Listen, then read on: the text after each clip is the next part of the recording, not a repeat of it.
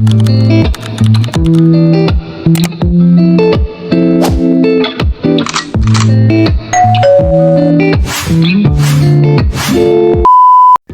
everyone, Assalamu alaikum. Welcome to my channel Farhada's Life Moments. আজকে ইফতারির জন্য বানাচ্ছিলাম ভেজিটেবল অ্যান্ড চিকেন রোল। প্রথমে পেঁয়াজগুলোকে লাল লাল করে ভেজে নিলাম। ভেজে নেওয়ার পর কেটে রাখা সবজিগুলোকে দিয়ে দিলাম। এখন সবগুলো উপকরণকে ভালোভাবে নেড়ে চেড়ে নিচ্ছি। তারপর দিয়ে দিলাম পরিমাণ মতো লবণ। সবজিটা অনেকটা ভাজা ভাজা হয়ে গেছে। তারপর দিয়ে দিচ্ছি শুকনা মরিচ।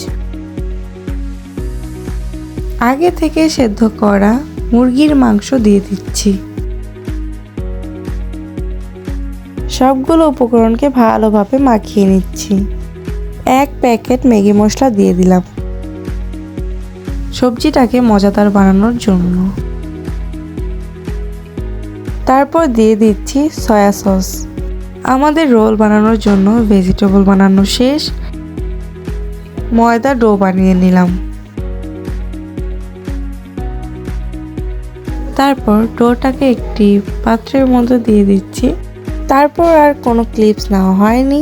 অফ ক্যামেরায় আমি সবগুলো রোলকে বানিয়ে নিয়েছি।